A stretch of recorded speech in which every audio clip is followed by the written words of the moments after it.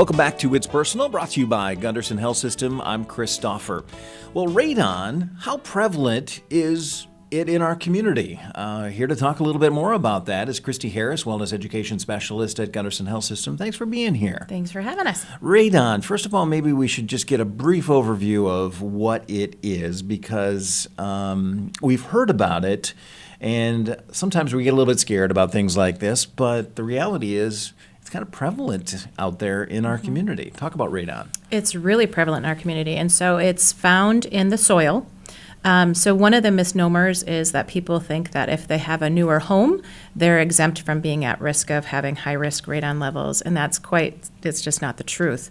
Whether it's a new home or an older home, you can still be at risk. And in the tri-state area, which we all live in, it's incredibly prevalent. In fact, the entire state of Iowa is high-risk radon.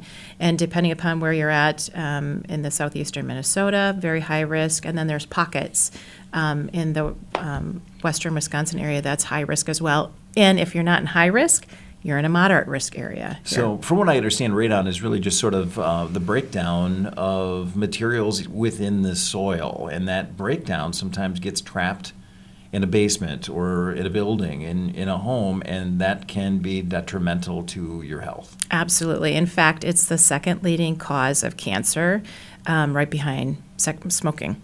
And if you are a smoker and you have radon in your home, you're at an even greater risk for developing lung cancer. And the point of it is, it really is get it tested, and it can be completely avoidable as well.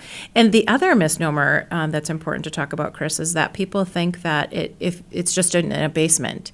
And that also is not the case. Whether you have a basement or not, you're still exposed to the soil, and you can still have that radon that can seep into the home, whether you have a basement or not. Okay. So a lot of people, as you said, would also say, well, it's an older home, I need to have it tested.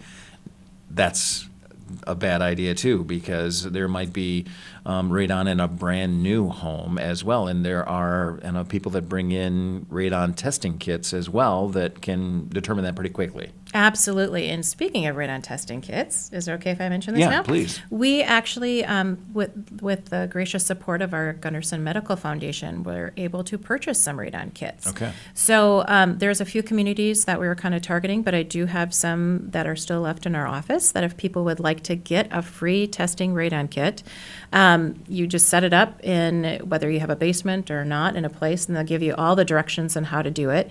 It has a prepaid postage included in it, so you don't even have to worry about paying for your postage. You send it off, they process the results at a external lab.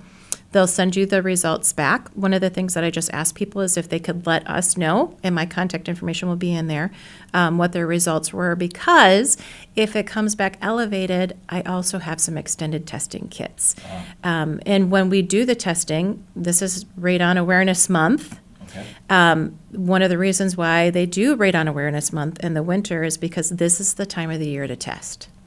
So we want the house to be kind of closed up. We don't want all that fresh air from the windows being open or the doors being open. It really will give us a much more accurate reading if we do it in the winter. So this is the time of the year. Get in touch with us. We'll get you one of those radon testing kits. Really very easy to administer them. And hopefully if things come back fine, you don't have a problem. If it comes back a little elevated, we'll get you an extended testing kit. And then the other thing, like I mentioned, it's avoidable. So if it comes back elevated, there are certified mitigation specialists throughout the state, in all the different states, that can come into your home and they can put in a mitigation system. So they'll take all of that air out and filter it out so that it's not exposed in your home. A lot of people have folks sleeping in their basements. There's, a lot of living rooms down in the basement. A lot of time spent in a basement, but it's not just the basement that you're worried about. It's really kind of the entire home. Right. And some folks will say, gosh, I don't have little kids at home. Well, everybody's health is important. So whether you have little kids at home or not, I would encourage folks to go ahead and get that testing done. So how do I get that free testing kit? And again, we're talking with Christie Harris, a wellness education specialist at Gunderson Health System, about radon. How do I get that kit? Where do I call, or should I send an email? I think the easiest way to do it is to send an email, and they can send it directly to myself. And my email address is clharris@gundersonhealth.org. And they'll include in there that you want the radon kit, include in there your mailing address, and a telephone number in case we have any concerns. And then we can go ahead and we can get that sent out to folks. All right. Again, free of charge. All right. What else is the CDC saying about, and I know you've got some statistics about the prevalence of radon in our communities, because I think there's people out there that are going, not necessarily me, not a chief concern, but maybe it should be. Yeah, so the CDC actually says that in the United States, radon is the number 2 leading cause of lung cancer after smoking, and it's estimated to cause about 20,000 deaths each year. So that's a lot of deaths that, and the problem with the exposure to this is oftentimes you don't know that you've been exposed to radon until it's too late. There really aren't any symptoms. It's not like when you're exposed to, natural gas where you get that smell, or, you have your carbon dioxide detectors in the house. There isn't any of that out there. So truly the best way to do this is to test the house to see and to get it corrected before there becomes a problem in the home. One of the things that some folks are doing as they're building homes too, you can definitely put the mitigation system in. It's never too late to do that. But for folks that are actually building a home in this area, I would talk to your contractor in advance and let them, ask the questions about the mitigation systems, because it's a lot easier to do it as you're building to get it put into the home right away. It's a lot less expensive to do it that way than it is to do it after there's been a problem detected. So don't be afraid to have those conversations, again, because doesn't matter if it's new, doesn't matter if it's an older home. It doesn't matter if you do your testing and your neighbor 2 houses down does the testing. You may come up with different testing levels. So truly don't take the word of your neighbor saying, I tested it, it's fine, you don't have to test it. I still would go ahead and test it. And again, even if you're building, talk to your contractor. But there are some regions that have a much higher percentage of radon gas in their homes. Absolutely. And we have, for folks that are interested in that, I can definitely provide them with a mapping of the tri-state area that lets folks know where is high or where is moderate.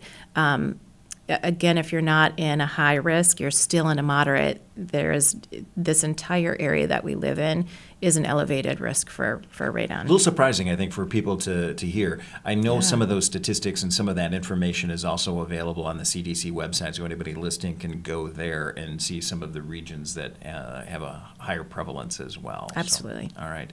Christie, we're out of time, but we want to thank you for the insight today. And again, if people want to get one of those radon testing kits, they can email you at clharris@gundersonhealth.org. clharris@gundersonhealth.org, and don't forget that Gunderson is an S-E-N. Many people get that wrong. So make sure you contact Christie if you're interested, and if nothing else, start talking about it. That's also an important first step.